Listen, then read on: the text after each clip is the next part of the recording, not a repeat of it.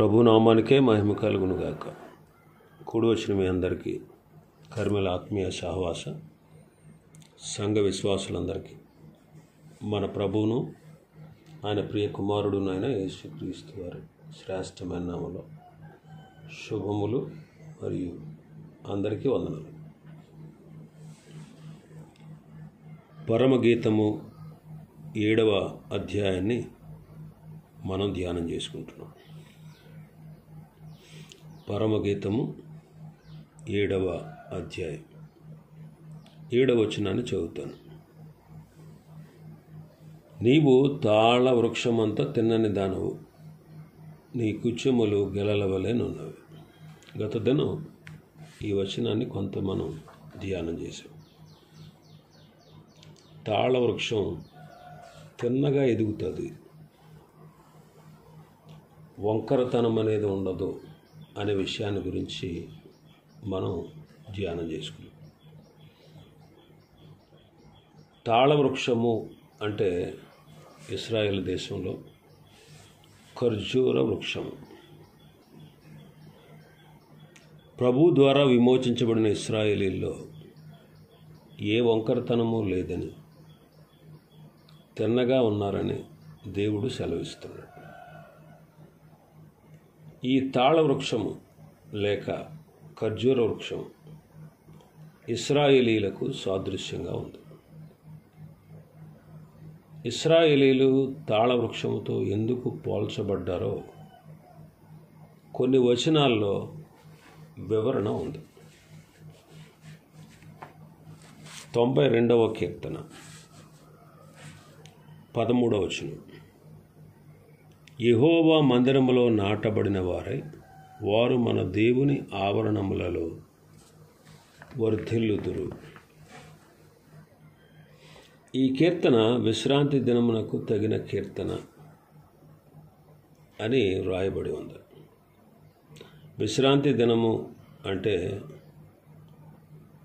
మొదటి అర్థం ఏంటంటే ప్రభువు ఆయన బిడ్డల యొక్క పాపాలను క్షమించి వారికి విశ్రాంతిని ఇస్తాడు అనేది మొదటి అర్థం. విశ్రాంతి దినం అంటే 1000 ఏండ్ల పరిపాలన అనేది రెండవ అర్థం. 1000 ఏండ్ల పరిపాలనా కాలంలో దేవుని ప్రజలైన ఇశ్రాయేలీలు తాళ వృక్షము లేదా ఖర్జూర వృక్షం వలె ఉంటారు. వారు దేవుని మందిరంలో నాటబడిన వారే ఉంటారు. వారు దేవుని ఆవరణములలో జీవిస్తారు. ప్రభువును ఘనపరిచయాన్ని కీర్తిస్తారు. ప్రభువును ఆరాధిస్తారు. ఈ ప్రపంచం 1000 ఏండ్ల పరిపాలనకు సంబంధించింది. అయితే నేటి దినాల్లో సంఘకాలంలో ప్రభు బిడ్డలు ఆయన సంఘాన్ని ప్రేమించాలి. ఈ వచనం 1000 ఏండ్ల పరిపాలనలో ఇశ్రాయేలును గూర్చి రాయబడిందైనా నేటి దినాల్లో అది ఎలా వర్తిస్తుంది అంటే సంఘకాలంలో ఉన్నటువంటి దేవుని బిడ్డలు ఆయన సంఘాన్ని ప్రేమించాలి. ఆయన సంఘములో నాటబడిన మొక్కల వలె తిన్నగా ఎదగాలి, ఫలించాలి. రాజుల మొదటి గ్రంథం 6వ అధ్యాయం 29వ వచనం. మరియు మందిరపు గోడలన్నిటి మీదను లోపలనేమి వెలుపలనేమి కెరూబులను తమాల వృక్షములను వికసించిన పుష్పములను చెక్కించాడు. ఇది సొలొమోను యొక్క మందిరం. మందిరపు గోడ మందిరాన్ని లోకానికి మరుగు చేస్తుంది. మందిరమును లోకాన్ని నుంచి వేరు చేస్తుంది. ఈ గోడ లోపల గోడ వెలుపల ఖర్జూరపు చెట్లు సొలొమోను చెక్కించాడు.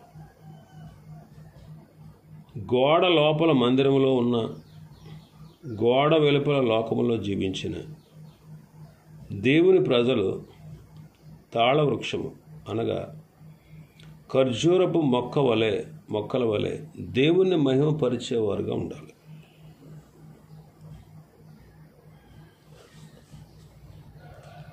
మందిరంలో ఉన్నప్పుడు ఒక ప్రవర్తన, మందిరము బయట ఉన్నప్పుడు మరొక ప్రవర్తన దేవుని ప్రజలకు ఉండకూడదు. ఎక్కడ ఉన్నా ఖర్జూరపు మొక్క వలె ప్రభు బిడ్డలు ప్రభువుని ఘనపరుస్తూ జీవించాలి. 32వ వచనం, రాజుల మొదటి గ్రంథం 6:32. 2 తలుపులను ఒలివ కర్రవి, వాటి మీద కెరూబులను, తమాల వృక్షములను, వికసించిన పుష్పములను చెక్కించి వాటిని బంగారముతో పొదిగించెను. కెరూబుల మీదను తమాల వృక్షముల మీదను బంగారమును పొదిగించెను. తలుపు మందిర ప్రవేశానికి సాదృశ్యం. తలుపులు తీసినప్పుడు గుమ్మముల ద్వారా మనం ప్రవేశిస్తాం. సొలొమోను మందిరపు తలుపులపై కూడా తమాల వృక్షాలను చెక్కించాడు. ప్రభు అంటారు, నేను తలుపు వద్ద నిలుచుండి తట్టుచున్నాను అన్నారు.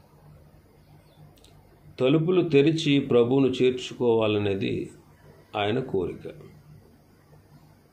హృదయపు తలుపులు తెరిచి ప్రభువును హృదయంలో సింహాసనాసీనుడిగా చేయాలని ఈ తమాల వృక్షం సూచిస్తూ ఉన్నది. ప్రభువునకు మన హృదయపు తలుపులు తెరవాలి. ఆయన ప్రవేశానికి ఏది అడ్డం లేకుండా చేయాలి. క్రీస్తు ప్రభువు, ఆయన వాక్యం ఎల్లప్పుడూ మన హృదయాల్లో సమృద్ధిగా జీవించినట్లు మన హృదయపు ద్వారాలు ప్రభు కొరకు తెరిచి ఉంచాలి. నిర్గమకాండం 15వ అధ్యాయం 27వ వచనం. తరువాత వారు ఏలిమునకు వచ్చిరి. అక్కడ 12 నీటి బుగ్గలను 70 ఈత చెట్లు నుండెను. వారు అక్కడనే ఆ నీళ్ల యొద్ద దిగిరి. 12 నీటి బొగ్గలు, 70 ఈత చెట్లు. ఖర్జూర వృక్షము, ఈత చెట్లు, తాటి చెట్టు, కొబ్బరి చెట్టు, వీటన్నిటిని తాళ వృక్షాలు అని పిలుస్తారు. యాత్రలో ఉన్న ఇశ్రాయేలులకు 12 నీటి బొగ్గలు కనిపించాయి. 12 నీటి బొగ్గలు 12 మంది అపోస్తలులకు సాదృశ్యం. 70 ఈత చెట్లు 70 మంది శిష్యులకు సాదృశ్యం. లోకాసు వార్త 9వ అధ్యాయంలో 1వ వచనంలో మనం చూస్తే, ఆయన తన 12 మంది శిష్యులను పిలిచి సమస్తమైన దెయ్యముల మీద శక్తిని, అధికారమును, రోగములు స్వస్థపరచు వరమును వారికి అనుగ్రహించాను. 10వ అధ్యాయం 1వ వచనం. అటు తర్వాత ప్రభువు 70 మంది ఇతరులను నియమించి తాను వెళ్ళబో ప్రతి ఊరికి, ప్రతి చోటికి తనకంటే ముందుగా ఇద్దరిద్దరిని పంపాను. ప్రభు 70 మంది శిష్యులను ఏర్పరచుకున్నాడు. కోత విస్తారంగా ఉంది అని చెప్పారు. ప్రభు కొరకు ఆత్మలను సంపాదించాలని వారికి సెలవిచ్చారు. తోడేళ్ల మధ్య గొర్రెల వలె యుక్తమైన ప్రవక్తన కలిగి జీవించాలని సెలవిచ్చారు. సంచెనైనా, జోలెనైనా, చెప్పులనైనా తీసుకుపోవద్దు అన్నారు. అనగా లోక సంబంధమైనవి విశ్వాస యాత్రకు అడ్డుగా ఉండకూడదు అని చెప్పారన్నమాట. దేవుని ప్రజలు అన్నిటిలో మితముగా ఉండి ఆయన నామమును గణపరచాలని ప్రభు సెలవిస్తూ ఉన్నాడు. ఖర్జూరపు చెట్టు ఫలాన్ని ఇస్తుంది. అలాగే దేవుని ప్రజల పనుల వలన లోకం ఫలభరితం కావాలని దేవుడు కోరుతున్నాడు. ద్వితీయోపదేశకాండం 34వ అధ్యాయం 3వ వచనం. సోయరు వరకు ఈత చెట్లు గల ఎరుకో లోయ చుట్టూ మైదానమును అతనికి చూపించాను. ఇక్కడ ఈత చెట్లు, ఖర్జూర చెట్లు తాళ వృక్షాలకు, తమాళ వృక్షాలకు సమానమైనవి అన్నమాట.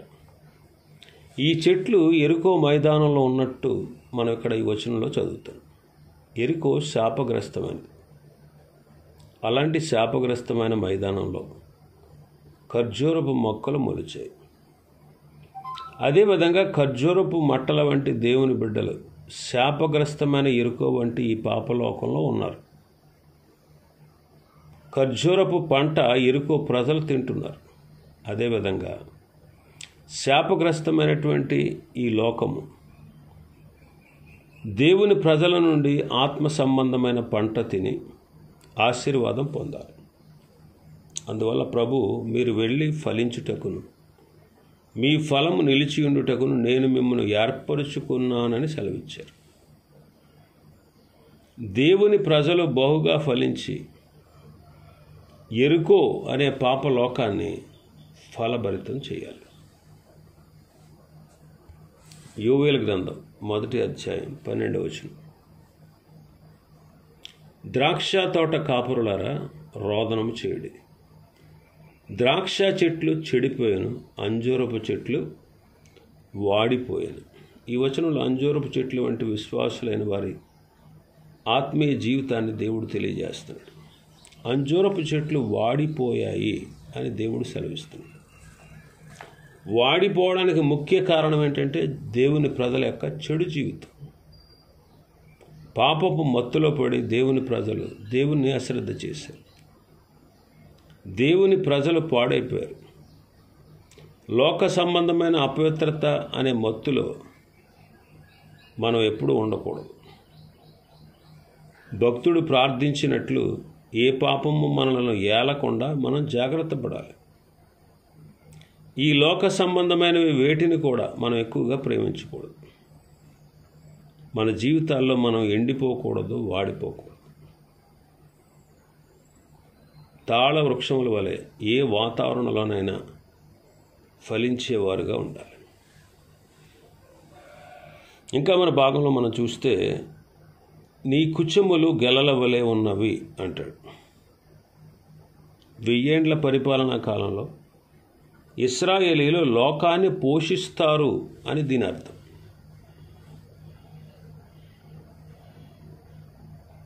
తల్లి దగ్గర బిడ్డకు ఏ రీతిగా పాలు అనే ఆహారం సమృద్ధిగా దొరుకుతుందో అలాగే 1000 ఏండ్ల పరిపాలనా కాలంలో ఇశ్రాయేలీలు లోకాన్ని పోషిస్తారు అని దీని అర్థం. వారు సమృద్ధిగా ఫలించి పరిపూర్ణమైన ఫలములు కలిగి 1000 ఏండ్ల పరిపాలనా కాలంలో ఇశ్రాయేలీలు వృద్ధి చెందుతారు అని దేవుడు సెలవిస్తున్నాడు. ఈ వచనంలో ఉన్నటువంటి గెలలు పరిపూర్ణ సౌందర్యానికి సాదృశ్యం. ఈ సౌందర్యాన్ని కొన్ని వచనాల్లో మనం గమనిద్దాం. సంఖ్యాకాండం 13వ అధ్యాయం 23వ వచనం. వారు ఎష్కోలు లోయలోకి వచ్చి అక్కడ ఒక్క గెలగల ద్రాక్ష చెట్టు యొక్క కొమ్మను కోసి దండెతో ఇద్దరు మోసిరి. ఎష్కోలు లోయలోనికి వచ్చినప్పుడు అక్కడ ఒక గెల, ద్రాక్ష చెట్టుకు ఒక గెల కాసిందండి. దాని కొమ్మను కోసి దానిని ఇద్దరు మోసుకొని వచ్చారు. అలాగే దానిమ్మ పండ్లు, అంజూర పండ్లు కూడా తెచ్చారు. ఇది 100% ఫలభరితమైన జీవితం. ఇట్టి ఆశీర్వాదకరమైన ఫలభరితమైన అనుభవం ఇశ్రాయేలీలు 1000 ఏండ్ల పరిపాలనా కాలంలో అనుభవిస్తారు. ఇది శరీర సంబంధమైన ఆశీర్వాదం. దేవుని ప్రజలను దేవుడు బహుగా దీవించి ఆశీర్వదించబోతున్నాడు. ఈ వచనంలో ద్రాక్ష చెట్టు ఒక గెల ఉంది. అది ఇద్దరు మోసారని మనకు తెలుస్తుంది. మోషే యెహోషువ దినాల్లో దేవుని ప్రజలు అనుభవించిన శరీర సంబంధమైన ఈ ఆశీర్వాదం మరొక్కసారి 1000 ఏండ్ల పరిపాలనా కాలంలో ఇశ్రాయేలీలు అనుభవిస్తారు. పూర్తిగా ఫలభరితమైన జీవితాన్ని దేవుని ప్రజలు అనుభవించబోతున్నారు. ఆత్మీయంగా కూడా దేవుని ప్రజలు ఫలించేవారుగా ఉండాలని దేవుడు కోరుకుంటున్నాడు. ఫలభరితమైన జీవితాన్ని కలిగి ఉండడానికి మార్గాన్ని దేవుడు వాక్యంలో అనేక సందర్భాల్లో మనకు తెలియజేశారు. ఫలించాలంటే, బహుగా ఫలించాలంటే దేవుడు చెప్పినటువంటి సూత్రాలు మనం పాటించాలి. 1 కీర్తన 3వ వచనం, అతడు నీటి కాలువల యోరను నాటబడినది, ఆకు వాడక తన కాలమందు ఫలమిచ్చు చెట్టు వలె ఉండును. ఈ వచనంలో ఫలించిన ఒక చెట్టును మనం గమనిస్తున్నాం. ఈ చెట్టు ఫలించడానికి ముఖ్య కారణం అది నీటి కాలువల యోరను నాటబడినది. నీటి కాలువ దేవుని వాక్యానికి సాదృశ్యంగా ఉంది. పరిశుద్ధ గ్రంథంలో 66 నీటి కాలువలు ఉన్నాయి. ఈ గ్రంథంలోని వాక్యాలను చదివి ధ్యానించి మనము ఫలించాలని దేవుడు కోరుతూ ఉన్నాడు. మన జీవితం ఫలభరితంగా ఉండడానికి మనం దేవుని వాక్యాన్ని ప్రేమించేవారుగా ఉండాలి. అప్పుడు మన ఆత్మీయ అందం గెలలు గెలలుగా ఫలిస్తుంది. మత్తయి సువార్త 13వ అధ్యాయం 23వ వచనం, మంచి నేలను పడిన విత్తబడిన వాడు వాక్యము విని గ్రహించువాడు. అట్టివారు సఫలులై ఒకడు 100 అంతలుగాను, ఒకడు 60 అంతలుగాను, ఒకడు 30 అంతలుగాను ఫలించునని. గెలల వంటి సౌందర్యం దేవుని దృష్టిలో సంపూర్ణమైన సౌందర్యం. ఆ సౌందర్యం కొరకు దేవుని బిడ్డలు హృదయాన్ని మంచి నేల వలె భద్రపరుచుకోవాలి. హృదయంలో ముండ్ల తుప్పలు, గచ్చ పొదలు అంటే శరీరాశ, నేత్రాశ, అపవిత్రతలు ఏ రూపంలో కూడా కనిపించకూడదు. మంచి నేల వలె పవిత్ర హృదయం కలిగి ఉంటే పవిత్ర జీవితం కూడా ఉంటుంది. పవిత్ర హృదయం ఉన్నప్పుడు గెలలతో ఉన్న చెట్టు అందంగా ఉన్నట్లు మన ఆత్మీయ జీవితం ఆశీర్వాదకరంగా ఉంటుంది. యోహాను సువార్త 12:24, గోధుమ గింజ భూమిలో పడి చావకుండిన ఎడల అది ఒంటిగానే ఉండును, అది చచ్చిన ఎడల విస్తారముగా ఫలించు. ఈ వచనంలో కూడా బహుగా ఫలించాలంటే అది భూమిలో చావాలి. అదేవిధంగా దేవుని ప్రజలు శరీరాశలకు, నేత్రాశలకు, లోకంలో ఉండే అపవిత్రతకు పూర్తిగా చనిపోతే వారు బహుగా ఫలిస్తారు. అనేక మందిని దేవుని వైపుకు ఆకర్షిస్తారు. వారి జీవితాల్లో కూడా ప్రభువు కోరినటువంటి ఫలం ప్రభువుకు దొరుకుతుందన్నమాట. శరీరాశలు చావకపోతే దేవుని కొరకు మనం ఫలించాలి. యోహాను సువార్త 15వ అధ్యాయం 5వ వచనం, ద్రాక్షావళిని నేను, తీగలు మీరు. ఎవడు నా యందు నిలిచియుండునో, నేను ఎవని యందు నిలిచియుందునో వాడు బహుగా ఫలించును. నాకు వేరుగా ఉండి మీరేమీ చేయలేరు. ఈ వచనంలో కూడా గెలలతో నిండిన చెట్టు ఎంత అందంగా ఉంటుందో అలాగే నీతి ఫలములతో దేవుని బిడ్డలు నిండుకోవాలని మనం నేర్చుకుంటున్నాం. మనం ఫలించడానికి ప్రభువే ముఖ్య కారణం. ఆయనతో సంపూర్ణంగా ఐక్యమై జీవిస్తే మన జీవితం ఆశీర్వాదకరంగా ఉంటుంది. క్రీస్తును కలిగిన జీవితమే ఫలభరితమైన జీవితం. ఆయనతో సంబంధం లేకుండా, పరిశుద్ధాత్మకు హృదయంలో తావు లేకుండా జీవిస్తే ఎండిన మోడు వలె మనం ఉంటాం. తెగిపోయినటువంటి పవిత్రమైనటువంటి సంబంధం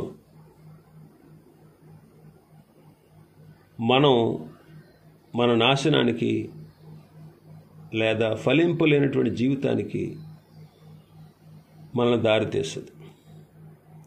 మరి మనం ఎప్పుడు కూడా దేవునితో అంటే క్రీస్తుతో అసలు ఎన్నడూ కూడా తెగిపోనటువంటి సంబంధాన్ని మనం కలిగి జీవించాలి. అప్పుడే చెట్టు గెలలతో నిండి ఉన్నట్లు మన ఆత్మీయ జీవితం గెలలు, పండ్లతో నిండి ఉంటుంది. ఎడబాయనటువంటి సంబంధం ప్రభుతో మనకు ఉండాలి.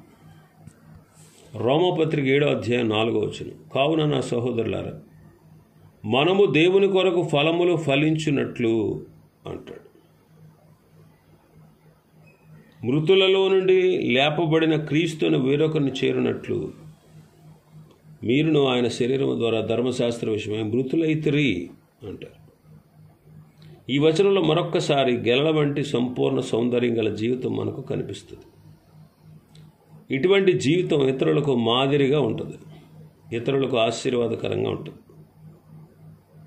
ఈ ఆత్మీయ సౌందర్యానికి మరొక కారణం ఈ వచనంలో మనం గమనిస్తున్నాం.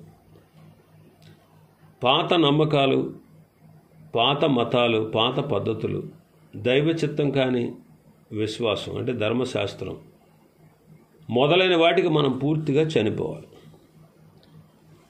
ఈ పాతవి కొద్ది కాలం నడిపించినా అవి ప్రభువులోని పరిపూర్ణతలోనికి మనల్ని నడిపించలేవు. అందువల్ల ఈ పాత వాటికి మనం పూర్తిగా చావాలి.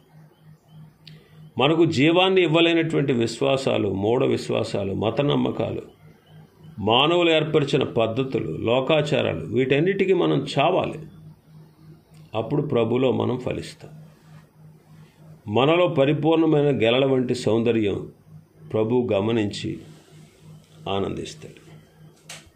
ఫిలిప్పీ పత్రిక 1వ అధ్యాయం 9వ వచనం నుంచి, మీరు శ్రేష్టమైన కార్యములు వివేచింపగలవారగుటకు మీ ప్రేమ తెలివితోను సకల విధములైన అనుభవ జ్ఞానంతో కూడినది అంతకంతకు అభివృద్ధి పొందవలనని, ఇందువలన దేవునికి మహిమ స్తోత్రము కలుగునట్లు మీరు యేసుక్రీస్తు వలన నీతి ఫలములతో నిండుకున్న వారే క్రీస్తు దినమునకు నిష్కపటులను నిర్దోషులను కావాలని ప్రార్థించుచున్నాను. నీతి ఫలములతో నిండుకొన్న వారై అంటాడు. ప్రభు ప్రేమను గురించి వచనంలో ఆరంభిస్తున్నాడు భక్తుడు. ప్రభు ద్వారా కలిగే ప్రేమతో మన హృదయాలు నిండిపోతే మనం నీతి ఫలాలు ఫలిస్తాం. ప్రభు ప్రేమ దినదినం మనలో అభివృద్ధి చెందాలి. అప్పుడే గెలల వంటి పరిపూర్ణ సౌందర్యం మనలో కనిపిస్తుంది. ప్రేమ అనేది మన హృదయంలో ఎల్లప్పుడూ ఉండాలి. దేవుని పట్ల ఈ ప్రేమ ఉండాలి, సంఘము పట్ల ప్రేమ ఉండాలి, నశించే ఆత్మల పట్ల ప్రేమ ఉండాలి. పరిపూర్ణమైన ప్రేమ మన హృదయాల్లో ఉంటే మనం ఫలిస్తాం. ఇతరులను ప్రేమిస్తే మనం ఫలించాలని, ఇతరులు మనల్ని ప్రేమిస్తేనే మనం ప్రేమించాలని మనం ఎప్పుడు అనుకోకూడదు. ప్రేమ షరతులతో కూడినదిగా ఉండకూడదు. దేవుని మనం ప్రేమించినా ప్రేమించకపోయినా ఆయన మనల్ని ప్రేమిస్తూనే ఉన్నాడు. అదేవిధంగా ఇతరులు మనల్ని ప్రేమించినా ప్రేమించకపోయినా వారిని మనం ప్రేమిస్తూనే ఉండాలి. ఎవరైనా కష్టాల్లో, నష్టాల్లో, బాధల్లో ఉంటే వారిని ప్రేమించాలి. సమృద్ధిలో ఉన్నవారిని ప్రేమిస్తే మన జీవితం ఆశీర్వాదకరంగా ఉండదు. అందువలన మన ప్రేమ మనలో ఆత్మీయ ఆనందాన్ని కలిగించేదిగా ఉండాలి. ప్రభువును, ఆయన వాక్యాన్ని, ఆయన సంఘాన్ని, నశించే ఆత్మలను ప్రేమించేవారుగా మనం ఉండాలి. 92వ కీర్తన 13, 14, 15 వచనాలు. యెహోవా మందిరములో నాటబడిన వారై నాకు ఆశ్రయదుర్గమైన యెహోవా యథార్థవంతుడనియు ఆయన యందు ఏ చెడుతనము లేదనియు ప్రసిద్ధి చేయుటకై వారు ముసలితనమందు ఇంకా చిగురుపెట్టుచుందరు, సారము కలిగి పచ్చగా ఉంది. ఈ వచనంలో చిగురు అనే మాట ఫలము అనే మాటతో సమానం. దేవుని సన్నిధిని నిజంగా ప్రేమించేవారు ఫలభరితమైన జీవితం కలిగి జీవిస్తారు. ఆత్మీయ సౌందర్యం పండ్ల గెలల వలె వారిలో కనిపిస్తుంది. దైవ సన్నిధిలో ఉన్నటువంటి సుమియోను, హన్నా అనే భక్తులు వారి జీవితాన్ని మనం పరిశీలించినట్లయితే వారు గుడిలో ఉన్నారు, కానీ గుడిని ప్రేమించలేదు. గుడికి మూలమైన ప్రభువును ప్రేమించారు. పూర్ణ హృదయంతో ప్రభువును మనం ప్రేమించినందున మనం ప్రభు కొరకు నిలిచి మనం ఫలాలు పొందుతాం. వారు కూడా అలాగే పూర్ణ హృదయంతో ప్రభువుని ప్రేమించారు. అందుకే వారు నిలిచి ఉన్నారు. వారి నిరీక్షణ సఫలమయ్యింది. జకరయ్య, ఎలిజబెత్తులు కూడా మందిరంలో సేవ చేశారు. దేవాలయం కంటే దేవుణ్ణి ఎక్కువగా ప్రేమించారు. ఈ రోజుల్లో దేవాలయాన్ని ప్రేమిస్తారు, స్థలాలను ప్రేమిస్తారు, దైవజనుల్ని ప్రేమిస్తారు, దేవుణ్ణి పక్కన పెట్టేస్తారు. అసలు దీని అంతటికి కారణం, మూలం ఎవరు? దేవుడే. కాబట్టి దైవజనుడి కంటే, సంఘము కంటే, స్థలం కంటే, మనుషుల కంటే ఎక్కువగా మనం దేవుని ప్రేమించాలి. అలాగని మిగతా వాళ్ళని ప్రేమించకూడదని కాదు. దేవుని ప్రేమించేటువంటి విధానం నీలో ఉందే, అది మనుషులకు ఆపాదించకూడదు. దేవుణ్ణి మానవులతో సమానం చేయకూడదు. వీళ్ళందరికంటే ఎక్కువగా మనం ప్రేమించాలి. అందుకే ప్రభు పేతురుని అడుగుతారు పునరుత్థానాన్ని తిరిగి లేచిన తర్వాత, పేతురు, వీరందరికంటే నీవు నన్ను ఎక్కువగా ప్రేమిస్తున్నావా అని. ఇక్కడ రెండు విషయాలు మనం గమనించవచ్చు. వీళ్ళని ప్రేమిస్తున్నావా లేకపోతే నన్ను ప్రేమిస్తున్నావా? వీళ్ళ నన్ను ప్రేమించేదానికంటే నీ ప్రేమ ఎక్కువగా ఉందా? ఈ రెండు విషయాలు మనం అందులో గ్రహించుకోవచ్చు. కాబట్టి వృద్ధాప్యంలో వారు ఏం చేస్తున్నారంటే చిగురు పెట్టుచుందురు, సారము కలిగి పచ్చగా ఉంటారు. అందువల్ల వృద్ధాప్యంలో వీరి ఆత్మీయ సౌందర్యం ఆశీర్వాదకరంగా ఉంది. గెలల సౌందర్యం ఈ విధంగానే ఫలభరితంగా ఉంటుంది. ఇది ఈ వచనంలో ఉన్నటువంటి వివరణ. ప్రభు చిత్తమైతే మరొక వచనాన్ని రేపటి దినం మనం ధ్యానం చేసుకుందాం. దేవుడి వర్తమాన వాక్యాన్ని మన వినికిడిలో ఆశీర్వదించునుగాక. ఆమేన్. ప్రార్థన చేసుకుందాం.